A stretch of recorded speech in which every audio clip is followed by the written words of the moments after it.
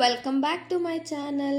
ಬೇಳೆ ಸಾರು ತಿಂದು ತಿಂದು ಬೇಜಾರಾಗಿದೆನಾ? ಹಾಗಿದ್ರೆ ಈ ಸಾಂಬಾರನ್ನ ಒಂದ್ಸರಿ ಟ್ರೈ ಮಾಡಿ ನೋಡಿ, ತುಂಬಾ ಚೆನ್ನಾಗಿರುತ್ತೆ. ಇದಕ್ಕೆ ಬೇಕಾಗಿರೋ ಇಂಗ್ರೀಡಿಯೆಂಟ್ಸ್: ನಾನು 6 ಹಸಿಮೆಣಸಿಕಾಯಿ ತೊಗೊಂಡಿದ್ದೀನಿ, 3 ಬದನೆಕಾಯಿನ ಈ ಥರ ಕಟ್ ಮಾಡಿ ಇಟ್ಕೊಂಡಿದ್ದೀನಿ, 3 ಆಲೂಗಡ್ಡೆ ಕಟ್ ಮಾಡಿ ಇಟ್ಕೊಂಡಿದ್ದೀನಿ, 1 ಕಪ್ಪಷ್ಟು ಬೀನ್ಸು, 2 ಟೊಮೆಟೊ ತೊಗೊಂಡಿದ್ದೀನಿ ಅದು ಬೇಯಿಸೋದಕ್ಕೆ. ಇವಾಗ ಮಿಕ್ಸಿ ಮಾಡ್ಕೊಳ್ಳೋದಕ್ಕೆ 1 ಈರುಳ್ಳಿಯನ್ನು ಕಟ್ ಮಾಡಿ ಇಟ್ಕೊಂಡಿದ್ದೀನಿ, 1 ಕಪ್ಪಷ್ಟು ಕಾಯಿ ತುರಿ, 2 ಸ್ಪೂನಷ್ಟು ಸಾಂಬಾರು ಪುಡಿ, 1/4 ಟೀ ಸ್ಪೂನಷ್ಟು ಅರಿಶಿನದ ಪುಡಿ, ಅರ್ಧ ಟೀ ಸ್ಪೂನಷ್ಟು ಜೀರಿಗೆ ತೊಗೊಂಡಿದ್ದೀನಿ. ಬೆಳ್ಳುಳ್ಳಿ ಹಾಕ್ಕೋಬೇಕಿತ್ತು, 2 ಬೆಳ್ಳುಳ್ಳಿ ನಾನು ಮಿಸ್ ಮಾಡಿದ್ದೀನಿ. ನೆಕ್ಸ್ಟ್ ಅದಕ್ಕೆ ಹಸಿಮೆಣಸಿಕಾಯಿ ಮತ್ತು ಟೊಮೆಟೊ ಬೇಯಿಸಿರೋದು ಹಾಕ್ಕೋಬೇಕು.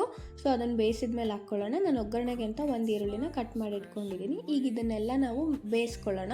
ಸೊ ನಾನಿವಾಗ ಒಂದು ಕುಕ್ಕರ್ನ ತೊಗೊಂಡ್ಬಿಟ್ಟು ಅದರೊಳಗಡೆ ಮುಳ್ಗಾಯಿ ಮತ್ತು ಆಲೂಗಡ್ಡೆ, ಟೊಮ್ಯಾಟೊ ಮತ್ತು ಮೆಣಸಿನ್ಕಾಯಿ, ಬೀನ್ಸು ಎಲ್ಲದನ್ನು ಹಾಕ್ಕೊಂಡು ತರಕಾರಿ ಮುಳುಗೋ ಅಷ್ಟು ನೀರನ್ನು ಹಾಕ್ಕೋಬೇಕು. ತುಂಬ ಕಡಿಮೆ ಹಾಕ್ಕೋಬೇಡಿ, ಸೊ ಅದು ಬೇಯಬೇಕಲ್ವ. ಸೊ ಹಾಗಾಗಿ ಅದು ತರಕಾರಿ ಮುಳುಗೋ ಅಷ್ಟು ಏನು ಮಾಡಿ ನೀವು ನೀರನ್ನು ಹಾಕ್ಕೊಳ್ಳಿ.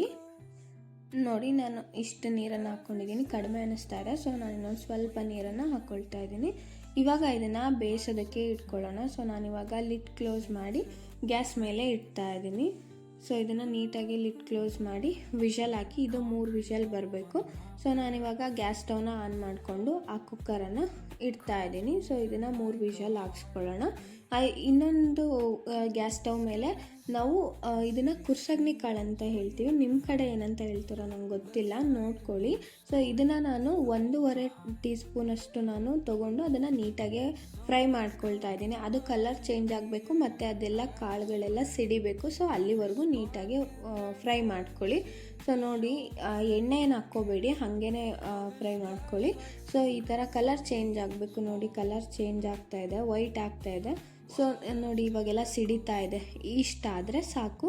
ಸೊ ನಾವಿವಾಗ ಇದನ್ನು ಏನು ಮಾಡೋಣ, ಇದಾಗಿದೆ. ಸೊ ನಾವು ಫ್ಲೇಮನ್ನು ಆಫ್ ಮಾಡ್ಕೊಳ್ಳೋಣ. ಫ್ಲೇಮನ್ನು ಆಫ್ ಮಾಡಿಕೊಂಡು ಇದನ್ನು ಏನು ಫ್ರೈ ಮಾಡ್ಕೊಂಡಿದ್ದೀವಲ್ಲ ಅದನ್ನು ಖಾರಕ್ಕೆ ಹಾಕ್ಕೊಳ್ಳೋದಕ್ಕೆ ಇಟ್ಕೊಳ್ಳೋಣ. ಸೊ ಇದ್ರ ಜೊತೆಗೆ ನಾನು ಬೇಯಿಸಿರೋಂಥ ಹಸಿಮೆಣ್ಸಿನ್ಕಾಯಿ ಮತ್ತು ಟೊಮ್ಯಾಟೊನೂ ಕೂಡ ಹಾಕ್ಕೋಬೇಕು. ಓಕೆ, ಇದು ಇವಾಗ ವಿಷಲ್ ಬರ್ತಾ ಇದೆ. ಸೊ ಇದನ್ನು 3 ವಿಷಲ್ ಹಾಕ್ಸಿ ಇಟ್ಕೊಳ್ಳಿ. ಸೊ ಪ್ರತಿ ಸರಿನೂ ಬೇಳೆ ಸಾರು ಮಾಡಿ ಬೇಜಾರಾಗಿದೆ ಅಂತಂದರೆ ಈ ಸಾಂಬಾರನ್ನ ಒಂದು ಸರಿ ಟ್ರೈ ಮಾಡಿ, ತುಂಬಾ ಚೆನ್ನಾಗಿರುತ್ತೆ. ಬೇಳೆ ಹಾಕ್ತಲೇ ಸಾಂಬಾರು ಮಾಡ್ಬೋದು. ಇದು ತುಂಬ ಅಂದರೆ ತುಂಬಾ ಚೆನ್ನಾಗಿರುತ್ತೆ. ಒನ್ಸ್ ನೀವು ಟ್ರೈ ಮಾಡಿ ಕಮೆಂಟ್ ಮಾಡಿ ಹೇಗಿತ್ತು ಅಂತೇಳಿ. ಓಕೆ, ಇದು ನನಗೆ 3 ವಿಷಲ್ ಬಂದಿದೆ. ಸೊ ನಾನು ಆಫ್ ಮಾಡ್ಕೊಳ್ತಾ ಇದ್ದೀನಿ. ಇದಕ್ಕೆ ನಾನು ಈರುಳ್ಳಿ ಮತ್ತು ಕಾಯಿ ತುರಿ, ಅರಿಶಿನದ ಪುಡಿ, ಜೀರಿಗೆ ಮತ್ತು ಕುರ್ಸಗ್ನಿ ಕಾಳು ಇಷ್ಟನ್ನು ಕೂಡ ನಾನು ಹಾಕ್ಕೊಳ್ತಾ ಇದ್ದೀನಿ. ನಾನು ಇದಕ್ಕೆ ಬೆಳ್ಳುಳ್ಳಿ ಹಾಕೋದನ್ನು ತೋರಿಸ್ಬೇಕಿತ್ತು, ನಾನು ತೋರಿಸ್ಲಿಲ್ಲ. 2 ಬೆಳ್ಳುಳ್ಳಿ ನೀವು ಹಾಕ್ಕೊಳ್ಳಿ, ಇದಕ್ಕೆ ಸಾಕಾಗುತ್ತೆ 2 ಬೆಳ್ಳುಳ್ಳಿ ಆದರೆ. ಓಕೆ, ಇದು ಇವಾಗ ವಿಷಲ್ ಆರಿದೆ. ಸೊ ನಾನು ಬಿಸಿ ಇದೆ, ಓಕೆನಾ.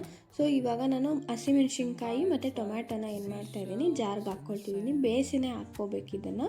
ಸೊ ಬೇಯಿಸ್ಬಿಟ್ಟು ಅದು ವಿಷಲ್ ಆರಿದ್ಮೇಲೆ ಅದನ್ನು ತೆಗೆದ್ಬಿಟ್ಟು ನೀಟಾಗಿ ಜಾರ್ಗೆ ಹಾಕ್ಕೊಳ್ಳಿ. ಸೊ ನಾನಿಲ್ಲಿ 7 ಹಸಿಮೆಣ್ಸಿನ್ಕಾಯಿನ ತೊಗೊಂಡಿದ್ದೀನಿ. ಖಾರ ಇಲ್ಲ, ಹಾಗಾಗಿ ಖಾರ ಇರೋದಾದರೆ ನೀವು ಕಡಿಮೆ ತೊಗೊಳ್ಳಿ. ಸೊ ನೋಡಿ, ನಿಮ್ಮ ಖಾರಕ್ಕೆ ತಕ್ಕಂಗೆ ನೀವು ಹಸಿಮೆಣ್ಸಿನ್ಕಾಯಿನ ಹಾಕ್ಕೊಳ್ಳಿ. ನಾನಿಲ್ಲಿ 2 ಟೊಮ್ಯಾಟೊನ ಬೇಯಿಸ್ಕೊಳ್ಳೋದಕ್ಕೆ ಹಾಕಿದ್ದೆ. ಈಗ 2 ಟೊಮ್ಯಾಟೊನೂ ಕೂಡ ಏನು ಮಾಡ್ತಾಯಿದ್ದೀನಿ, ಜಾರ್ ಒಳಗಡೆ ಹಾಕ್ಕೊಳ್ತಾ ಇದ್ದೀನಿ. ಸೊ ನಮ್ಮದು ಖಾರಕ್ಕೆ ಹಾಕ್ಕೊಳ್ಳೋ ಬೇಕಾಗಿರೋಂಥ ಇಂಗ್ರೀಡಿಯೆಂಟ್ಸ್ ಎಲ್ಲ ರೆಡಿಯಾಗಿದೆ. ನಾನು ಇವಾಗ ಇದಕ್ಕೆ ಸ್ವಲ್ಪನೇ ನೀರು ಹಾಕ್ಕೊಳ್ತೀನಿ, ಯಾಕೆಂದರೆ ಹಸಿಮೆಣ್ಸಿನ್ಕಾಯಿ ಟೊಮೆಟೊ ಅಲ್ಲಿ ನೀರು ಇರೋದ್ರಿಂದ ಸ್ವಲ್ಪ ನೀರು ಹಾಕ್ಕೊಂಡು ಇದನ್ನು ಗ್ರೈಂಡ್ ಮಾಡ್ಕೊಳ್ತೀನಿ. ಇದನ್ನು ತುಂಬ ನುಣ್ಣಗೆ ರುಬ್ಕೊಳ್ಳೋದಕ್ಕೆ ಹೋಗಬೇಡಿ, ಸ್ವಲ್ಪ ತರಿಯಾಗಿ ರುಬ್ಕೋಬೇಕು ಅದನ್ನು. ಸೊ ಅದನ್ನು ಮಿಕ್ಸಿ ಮಾಡ್ಕೊಳ್ಳೋ ಅಷ್ಟರೊಳಗಡೆ ನಾನಿಲ್ಲಿ ಏನು ತರಕಾರಿಗಳನ್ನು ಬೇಯಿಸ್ಕೊಂಡಿದ್ನಲ್ಲ ಅದರಲ್ಲಿ ಇರೋ ನೀರನ್ನು ನಾನು ಸಪ್ರೇಟಾಗಿ ತೆಗಿತಾ ಇದ್ದೀನಿ. ಅದೇನು ಯೂಸ್ ಆಗೋದಿಲ್ಲ. ಸೊ ನಾವೀಗ ಬೇಯಿಸ್ಕೊಂಡಿರೋಂಥ ತರಕಾರಿನ ಏನು ಮಾಡಬೇಕು, ನೀಟಾಗಿ ಬಿಡಿಸಿ ಇಟ್ಕೋಬೇಕು. ನಾನು ಮುಳ್ಗಾಯಿನ ಯಾಕೆ ಕಟ್ ಮಾಡಿ ಹಾಕ್ಕೊಂಡಿದ್ದೆ ಅಂತಂದರೆ ಅದರಲ್ಲಿ ಹುಳ ಆ ಥರ ಏನಾದರೂ ಇರುತ್ತಲ್ಲ, ಸೊ ಅದಕ್ಕೆ ನೀಟಾಗಿ ನೋಡ್ಕೊಳ್ಳೋದಕ್ಕೆ ಅಂತ ನಾನು ಮುಂಚೆನೇ ಏನು ಮಾಡಿದ್ದೆ ಅಂದರೆ ಕಟ್ ಮಾಡಿ ಹಾಕ್ಕೊಂಡಿದ್ದೆ. ಬೇಕಿದ್ದರೆ ನೀವು ಇಡೀ ಮುಳ್ಗಾಯಿನ ಹಾಗೆ ಹಾಕ್ಕೊಂಡು ಆಮೇಲೆ ಬೇಕಿದ್ದರೆ ಸೋಸ್ಕೋಬೇಕಾದ್ರೆ ನೀಟಾಗಿ ನೋಡ್ಕೊಳ್ಳಿ. ಬಟ್ ಸೋಸ್ಬೇಕಾದ್ರೆ ಅಂದರೆ ಹುಳ ಏನಾದರೂ ಇತ್ತು ಅಂದರೆ ಚೆನ್ನಾಗಿ ಅನಿಸಲ್ಲ. ಸೊ ಹಂಗಾಗಿ ನಾನು ಮುಂಚೆನೇ ಏನು ಮಾಡಿದ್ದೀನಿ, ಕಟ್ ಮಾಡಿ ಹಾಕ್ಕೊಳ್ತಾ ಇದ್ದೀನಿ. ಈಗ ತೋರಿಸ್ತಾ ಇದ್ದೀನಲ್ಲ, ಈ ಥರ ಸಣ್ಣ ಸಣ್ಣ ಪೀಸಾಗಿ ಮಾಡ್ಕೊಳ್ಳಿ. ಪ್ರತಿಯೊಂದು ಐಟಮ್ಸ್ನೂ ಕೂಡ, ಈಗ ಮುಳ್ಗಾಯಿ ಮತ್ತು ಆಲೂಗಡ್ಡೆ ಎರಡನ್ನೂ ಕೂಡ ನೀವು ಈ ಥರನೇ ಕಟ್ ಮಾಡಿ ಹಾಕ್ಕೋಬೇಕು. ಇನ್ನೇನು ಆಲೂಗಡ್ಡೆ ನಾನು ಸಿಪ್ಪೆ ಸುಲಿದು ಹಾಕ್ಕೊಳ್ತಾ ಇದ್ದೀನಿ, ಆಗಲೇ ನಾನು ಸಿಪ್ಪೆ ತೆಗೆದಿದ್ದಿಲ್ಲ. ಸೊ ಇವಾಗ ಬೇಯಿಸಿದ ಮೇಲೆ ಅದನ್ನು ಸಿಪ್ಪೆನ ನೀಟಾಗಿ ತೆಗೆದ್ಬಿಟ್ಟು ಏನು ಮಾಡ್ತಿದ್ದೀನಿ, ಅದರೊಳಗಡೆ ಹಾಕ್ಕೋತಿದ್ದೀನಿ. ಇನ್ನು ಬೀನ್ಸು ನಾನು ಆಲ್ರೆಡಿ ಕಟ್ ಮಾಡಿ ಹಾಕ್ಕೊಂಡಿದ್ದೀನಿ. ಸೊ ಇವೆರಡನ್ನ ಅಷ್ಟೇ ನಾವು ಚಿಕ್ಕಕ್ಕೆ ಕಟ್ ಮಾಡಿ ಹಾಕ್ಕೋಬೇಕಾಗಿರೋದು. ಸೊ ಕೈಯಲ್ಲಿ ಈ ಥರ ಮುರಿದ್ರೇ ಬರುತ್ತೆ. ಸೊ ಈ ಥರ ಕೈಯಲ್ಲಿ ನೀಟಾಗಿ ಮುರಿದು ಹಾಕ್ಕೊಳ್ಳಿ. ಸೊ ಯಾವಾಗಾದರೂ ಒಂದು ಸರಿ ಮಾಡಿಕೊಂಡು ತಿನ್ನೋದಕ್ಕಂತೂ ಈ ಸಾಂಬಾರು ತುಂಬಾ ಚೆನ್ನಾಗಿರುತ್ತೆ. ಮುದ್ದೆ, ಅನ್ನ, ಬೇಕಿದ್ರೆ ಚಪಾತಿಗೂ ಕೂಡ ತಿನ್ಬೋದು. ತುಂಬಾ ಚೆನ್ನಾಗಿರುತ್ತೆ ಸಾಂಬಾರು. ಬೇಳೆ ಸಾರಿಗಿನ ಸ್ವಲ್ಪ ಡಿಫ್ರೆಂಟಾಗಿ ಚೆನ್ನಾಗಿರುತ್ತೆ. ಒನ್ಸ್ ನೀವು ಟ್ರೈ ಮಾಡಿ ಹೇಗಿತ್ತು ಅಂತ ಕಮೆಂಟ್ ಮಾಡಿ. ಈ ವಿಡಿಯೋ ಇಷ್ಟ ಆದರೆ ಲೈಕ್ ಮಾಡಿ, ಮತ್ತು ಯಾರ್ಯಾರು ನನ್ನ ವೀಡಿಯೋಸ್ನ ಸಬ್ಸ್ಕ್ರೈಬ್ ಆಗದೆ ನೋಡ್ತಾ ಇದ್ದೀರಾ ಪ್ಲೀಸ್ ಸಬ್ಸ್ಕ್ರೈಬ್ ಮಾಡಿ. ಪಕ್ಕದಲ್ಲಿರುವಂಥ ಬೆಲ್ಲೈಕಾನನ್ನು ಕೂಡ ಪ್ರೆಸ್ ಮಾಡಿ. ಓಕೆ, ನಾನು ಇವಾಗೇನು ಜಾರಿಗೆ ಹಾಕ್ಕೊಂಡಿದ್ನಲ್ಲ ಅದಕ್ಕೆ ನಾನು ಕೊತ್ತಂಬರಿ ಸೊಪ್ಪನ್ನು ಹಾಕ್ಕೊಳ್ತಾ ಇದ್ದೀನಿ ಮತ್ತು ಬೆಳ್ಳುಳ್ಳಿನೂ ಕೂಡ ಹಾಕ್ಕೊಂಡಿದ್ದೀನಿ. ಈಗ ಇದನ್ನು ಗ್ರೈಂಡ್ ಮಾಡ್ಕೊಳ್ಳೋಣ. ಇದನ್ನು ಗ್ರೈಂಡ್ ಮಾಡ್ಕೊಂಡಾಗಿದೆ ನೋಡಿ. ಈ ಥರ ತರಿಯಾಗಿರಬೇಕು, ತುಂಬ ನುಣ್ಣಗೆ ರುಬ್ಕೊಳ್ಳೋಕೆ ಹೋಗಬೇಡಿ, ತರಿಯಾಗಿರಲಿ ಇದು. ಸೊ ನಾನಿವಾಗ ಗ್ಯಾಸ್ ಸ್ಟವ್ ಆನ್ ಮಾಡಿಕೊಂಡು ಒಗ್ಗರಣೆ ಹಾಕ್ಕೊಳ್ಳೋದಕ್ಕೆ ಪಾತ್ರೆನ ತೊಗೊಳ್ತಾ ಇದ್ದೀನಿ. ಸೊ ಇದಕ್ಕೆ 1.5 ಸ್ಪೂನಷ್ಟು ನಾನು ಆಯಿಲನ್ನು ಹಾಕ್ಕೊಳ್ತಾ ಇದ್ದೀನಿ. ಸೊ ಇದು ಎಣ್ಣೆ ಕಾದ್ಮೇಲೆ ಇದಕ್ಕೆ ಸಾಸಿವೆ ಹಾಕ್ಕೊಳ್ಳಿ. ಸಾಸಿವೆ ಮತ್ತು ಕರಿಬೇವನ್ನು ಹಾಕ್ಕೊಳ್ಳಿ. ಸಾಸಿವೆ ಸಿಡಿತಾ ಇದೆ, ಸಿಡ್ದಾದ್ಮೇಲೆ ನಾನು ಇವಾಗ ಕರಿಬೇವನ್ನ ಹಾಕ್ಕೊಳ್ತಾ ಇದ್ದೀನಿ. ಕರಿಬೇವು ಹಾಕಿದ್ಮೇಲೆ ಇವಾಗ ನಾನು ಈರುಳ್ಳಿನೂ ಕೂಡ ಹಾಕ್ಕೊಳ್ತಾ ಇದ್ದೀನಿ. ಅಂದರೆ ತುಂಬಾ ಸಿಂಪಲಾಗಿ ಮಾಡ್ಕೋಬೋದಾದಂಥ ಸಾಂಬಾರು, ತುಂಬ ಬೇಗನೂ ಆಗುತ್ತೆ. ಬಟ್ ಏನು ಫಸ್ಟ್ ಎಲ್ಲದನ್ನು ಬೇಯಿಸ್ಕೊಂಡ್ಬಿಟ್ಟು ಮಿಕ್ಸಿ ಮಾಡ್ಕೊಂಡು ಆಮೇಲೆ ಒಗ್ಗರಣೆಗೆ ಹಾಕ್ಕೊಳ್ಳೋದು ಅಷ್ಟೇ. ಸಿಂಪಲ್ಲಾಗಿದೆ ಸಾಂಬಾರು, ಬಟ್ ಟೇಸ್ಟ್ ಅಂತೂ ತುಂಬಾ ಚೆನ್ನಾಗಿರುತ್ತೆ. ಓಕೆ, ಇವಾಗ ಈರುಳ್ಳಿ ಎಲ್ಲ ಬೆಂದಿದೆ. ಸೊ ನಾನು ಇವಾಗ ಇದಕ್ಕೆ ಖಾರ ಹಾಕ್ಕೊಳ್ತಾ ಇದ್ದೀನಿ, ರುಬ್ಬಿರೋಂಥ ಖಾರ ಹಾಕ್ಕೊಳ್ತಿದ್ದೀನಿ. ಬಟ್ ಖಾರನ ತುಂಬ ನುಣ್ಣಗೆ ಹಾಕ್ಕೊಳ್ಳೋದಕ್ಕೆ ಹೋಗಬೇಡಿ, ಈ ಥರ ತರಿಯಾಗಿ ಹಾಕ್ಕೊಳ್ಳಿ. ಸೊ ಇವಾಗ ನಾನು ಅದಕ್ಕೆ ಎಷ್ಟು ಬೇಕೋ ಅಷ್ಟು ನೀರು ಹಾಕ್ಕೊಳ್ತಾ ಇದ್ದೀನಿ. ಇದು ಸಾಂಬಾರನ್ನ ತುಂಬ ತೆಳುವಾಗಿ ಮಾಡ್ಕೊಳ್ಳೋಕೆ ಹೋಗ್ಬೇಡಿ, ಇದು ಸ್ವಲ್ಪ ಗಟ್ಟಿಗೆ ಇರಬೇಕು. ತುಂಬಾ ತೆಳುವಾದರೆ ಚೆನ್ನಾಗಾಗೋದಿಲ್ಲ, ಯಾಕೆಂದರೆ ಬೇಳೆ ಹಾಕಿರೋದಿಲ್ಲಲ್ಲ. ಹಾಗಾಗಿ ನೋಡ್ತಾ ಇದ್ದೀರಲ್ಲ, ಇಷ್ಟು ಕನ್ಸಿಸ್ಟೆನ್ಸಿ ಇದ್ದರೆ ಸಾಕು, ಇಷ್ಟು ಗಟ್ಟಿ ಇದ್ದರೆ ಸಾಕಾಗತ್ತೆ. ಸೊ ಇದನ್ನು ನಾವು ಕುದಿಸ್ಕೋಬೇಕು. ಸೊ ನಾನಿವಾಗ ಇದಕ್ಕೆ ರುಚಿಗೆ ತಕ್ಕಷ್ಟು ಉಪ್ಪನ್ನು ನಾನು ಹಾಕ್ಕೊಳ್ತಾ ಇದ್ದೀನಿ. ನಿಮ್ಮ ರುಚಿಗೆ ತಕ್ಕಷ್ಟು ಉಪ್ಪನ್ನು ನೀವು ಹಾಕ್ಕೊಳ್ಳಿ.